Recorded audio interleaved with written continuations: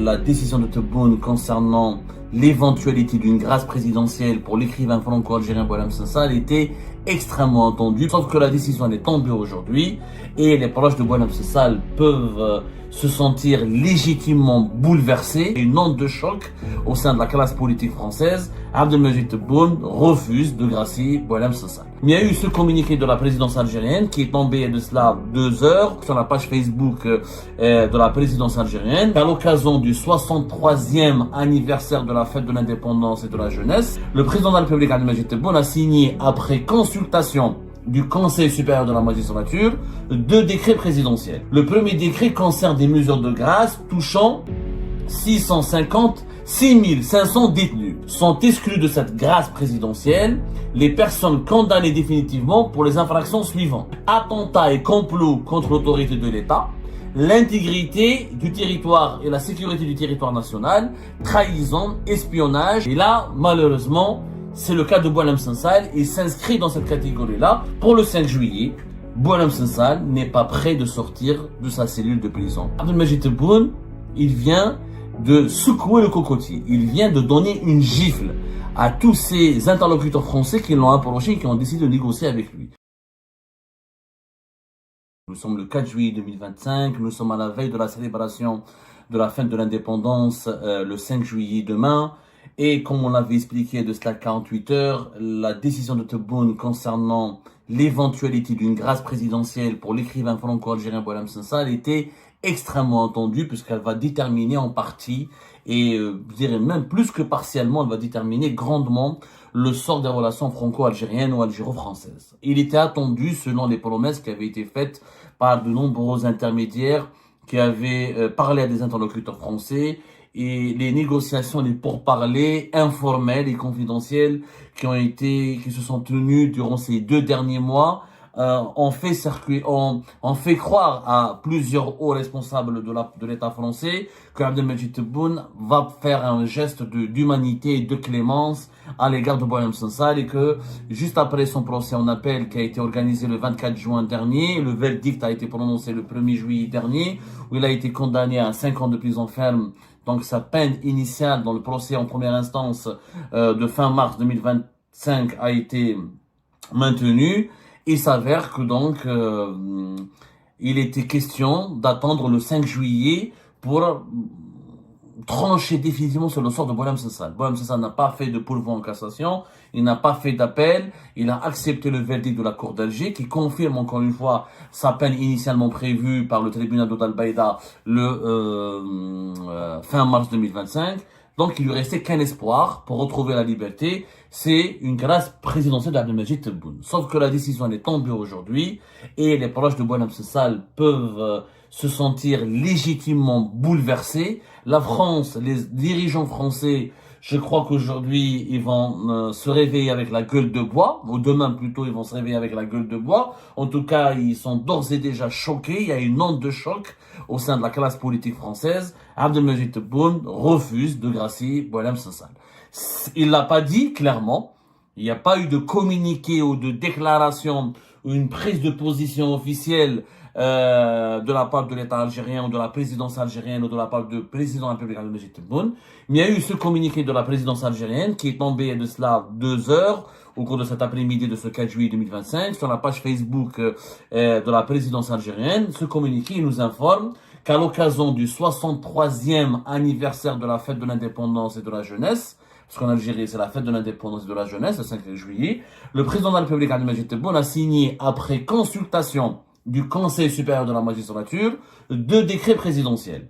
Le premier décret concerne des mesures de grâce touchant 6500 détenus. Il y aura 6500 détenus qui seront graciés et donc qui seront remis en liberté dans les heures à venir et dans les jours à venir. Le second décret est en faveur des détenus ayant obtenu des diplômes d'enseignement ou de formation pour la saison 2024-2025. Il concerne 297 détenus ayant réussi l'examen du brevet d'enseignement moyen en attendant les résultats de l'examen du bac. Donc les détenus qui sont emprisonnés en Algérie, qui ont passé les épreuves du bac, du BEM ou du bac ou des épreuves scolaires, qui ont réussi à obtenir des diplômes ou le BEM ou le bac, et ils vont être graciés, ils seront graciés.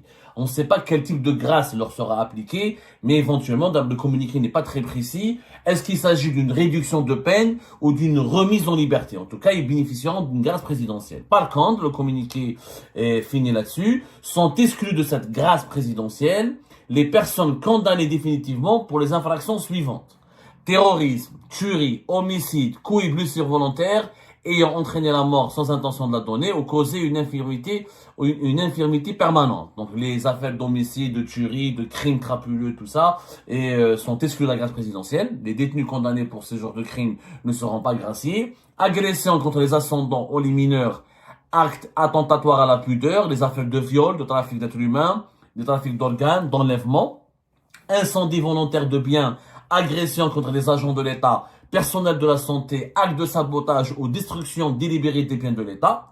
Les détenus condamnés pour ce genre de chef d'inculpation seront exclus, ne pourront pas bénéficier de la grâce présidentielle. Attentat et complot contre l'autorité de l'État, l'intégrité du territoire et la sécurité du territoire national, trahison, espionnage, falsification de documents officiels au public, usurpation de fonctions, titre au nom ou leur mauvais usage. Et là, malheureusement, c'est le cas de Boualem Sansal. Il s'inscrit dans cette catégorie-là. Je rappelle que Boualem Sansal, il a été condamné le 27 mars dernier et sa condamnation a été confirmée, renforcée par la Cour d'Alger le 1er juillet dernier pour atteinte à la sécurité nationale, outrage à corps constitué et détention de vidéos et de publications menaçant la sécurité et la stabilité du pays. Dans le cadre de sa condamnation pour atteinte à l'unité nationale, il est exclu de toute possibilité de bénéficier de la grâce présidentielle. C'est du moins ce qui explique ce que affirme directement le communiqué de la présidence algérienne, puisque les personnes comme Boualem Sansal qui ont été condamnées pour atteinte à l'intégrité ou à la sécurité du territoire national, ça veut dire atteinte à l'unité nationale, ou attentat et complot contre l'autorité de l'État, ne seront pas inclus parmi les prisonniers qui seront libérés ou qui seront considérés comme libérables ou bénéficiaires d'une grâce présidentielle. C'est la réponse, elle est claire. Boualem Sansal, encore une fois, son nom n'est pas cité. Mais il faut savoir qu'en Algérie, il n'y a pas que Boualem Sansal. Beaucoup de détenus politiques ont été condamnés pour au complot contre l'autorité de l'État, ou atteinte à l'intégrité du territoire, ou à la sécurité nationale, ou à l'unité nationale. C'est une accusation classique que l'on retrouve dans les dossiers de pas mal de personnalités politiques. Vous avez aussi les détenus qui ont été condamnés pour atteinte au système de traitement automatisé des données, notamment celles visant la défense nationale ou les institutions publiques, ne pourront pas bénéficier d'une grâce présidentielle. Diffusion, promotion de fausses informations portant atteinte à l'ordre et la sécurité publique, discrimination et discours de haine. C'est le cas de Belghid, Mohamed Lamine Belghid, l'historien qui dont le verdict il n'a pas été encore condamné définitivement, parce que le verdict normalement est prévu le 7 juillet prochain. Mais même s'il a bénéficié d'un verdict, même s'il a été condamné définitivement avant le 4 juillet, et il pourrait pas être libéré parce il fait partie de ces détenus qui ont été emprisonnés pour avoir diffusé des discours de haine ou avoir promu des fausses informations. Et encore une fois, cette accusation, elle a été utilisée pour emprisonner, pour accabler, incarcérer et placer en détention énormément de détenus politiques et les détenus d'opinion. Les détenus d'opinion en Algérie sont incarcérés généralement ou pour fausses informations, atteinte à l'unité nationale, atteinte à l'intégrité territoriale, pro discours de haine. Ce sont les chefs d'inculpation classiques utilisés pour la justice algérienne pour emprisonner les gens en raison de leurs opinions qui ont été jugées offensantes ou choquantes ou divergentes avec les autorités en place. Corruption, blanchiment d'argent, fraude fiscale, infraction au change et mouvement de capitaux, falsification de monnaie, contrebande, spéculation illicite, fraude commerciale, ça, les affaires de corruption et les dérivés de la corruption, les détenus condamnés pour ce genre d'affaires ne pourront pas bénéficier de la grâce présidentielle. Et crimes et délits liés à la constitution d'une association de malfaiteurs ou d'un groupe criminel organisé, vol avec violence, vol qualifié, trafic de migrants, trafic de drogue, bande de quartier, attroupement, incitation, et trafic de drogue, les affaires d'association de malfaiteurs, les affaires de bandes criminelles et de bandes organisées, les détenus condamnés définitivement pour ce genre de crimes ne pourront pas aussi bénéficier de la grâce présidentielle. Donc, en résumé, ce qui était, je vous le disais, Abdelmajid Tebboune, il peut envisager des choses, il peut promettre des choses, mais il peut changer rapidement d'avis, il fait planer le doute, il entretient le suspense, il fait planer le doute, il balance il balance des rumeurs comme ça, il essaie de manipuler ses interlocuteurs avec des fausses promesses, mais malheureusement, et souvent, ça lui arrive, c'est pas la première fois, de changer les choses et comme on dit, une expression, un ballon de sang, c'est-à-dire il lance des rumeurs, etc. Et après, on va voir, il va essayer de sonder l'opinion publique ou de sonder ses interlocuteurs. Après, il fait une sortie totalement imprévisible, il est imprévisible. Il aime la surprendre, il aime surprendre ses interlocuteurs, il aime les mettre dans positions périlleuses. Je pense que cette décision reflète parfaitement le caractère et la personnalité et la psychologie de Tebboune. Tebboune ne s'engage à rien. Tebboune, il dit, je vais réfléchir, je vais voir. Il aime qu'on le sollicite, qu'on lui demande des services, qu'on le sollicite pour des gestes de clémence, qu'on lui demande de rendre service, etc. Il dit pas oui, il dit pas non, il dit toujours peut-être, je vais réfléchir. Il donne un espoir à son interlocuteur et à la fin, s'il a envie de lui faire du mal, Abdelmajid Tebboune, c'est là où il va appuyer, remuer le couteau dans la plaie pour vraiment faire du mal à son interlocuteur et pour détruire le dernier désespoir. C'est ce qui est arrivé, je pense, c'est ce que peuvent sentir en tout cas légitimement les proches de Boualem Sansal. Vraiment, c'est une stratégie machiavélique de la part de Tebboune. Vraiment, parce que les dirigeants algériens, les autorités françaises ont reçu pas mal de messages d'espoir de la part de plusieurs dirigeants algériens, issus directement de l'entourage de Tebboune, leur faisant croire que Boualem Sansal, illibérable, sera libéré ou bientôt remis en liberté un 5 juillet. À l'occasion du 5 juillet. Là, la réponse, elle est claire.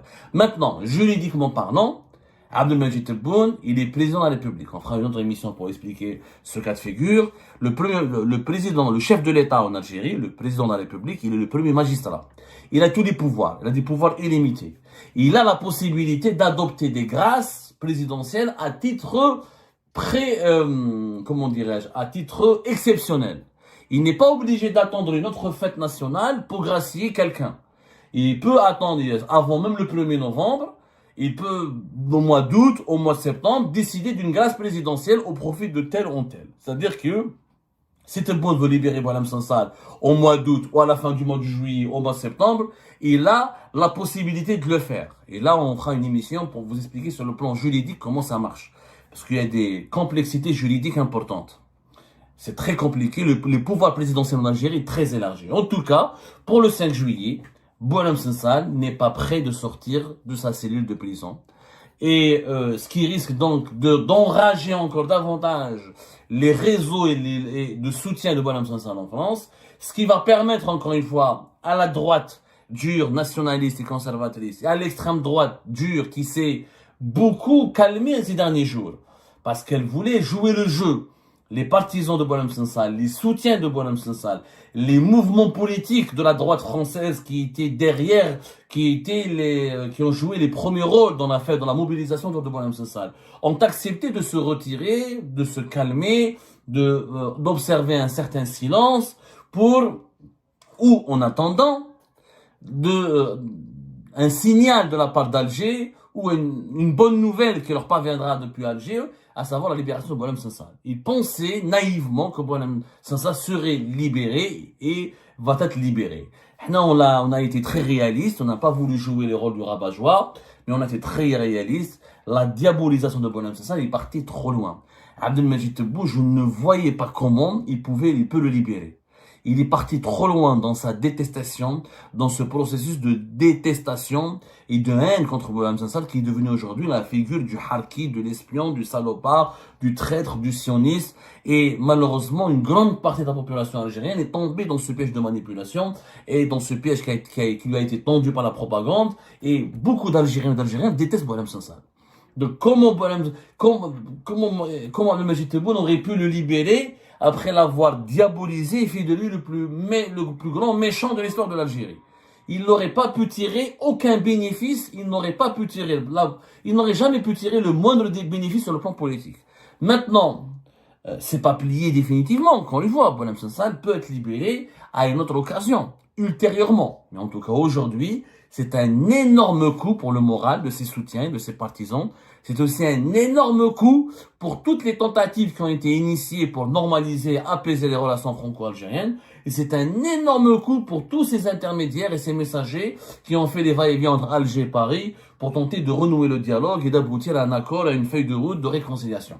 Le maintien de Boualem Sansal en prison est un très mauvais signal, est une humiliation même, faut dire la vérité, est une insulte, une sorte d'humiliation, un camouflet pour Emmanuel Macron et pour tous l'État français, la diplomatie française, qui s'est mobilisé grandement pour faire taire les voix de l'extrême droite et de la droite dure et des lobbies anti-algériens, en les convainquant d'observer un recul stratégique pour leur permettre pour permettre à la diplomatie de jouer le rôle le plus sensible, son rôle qui lui, pour que la diplomatie puisse obtenir des résultats, à savoir la libération de Boualem Sansal. Cet échec, il faut en parler, c'est un échec, la non-libération de Boualem Sansal est un échec cuisant pour la diplomatie française et pour les milieux politiques français qui ont œuvré à tout prix pour un rapprochement avec les autorités algériennes et qui ont tout fait pour négocier un compromis avec les autorités algériennes.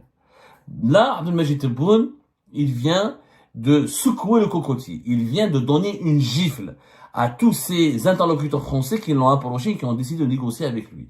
Maintenant, comment réagira la France? La déception sera énorme. Il faudra du temps pour que les autorités françaises digèrent cet échec. Ensuite, il faudra un peu de temps et se relever de ses émotions pour pouvoir adopter une grille de lecture rationnelle.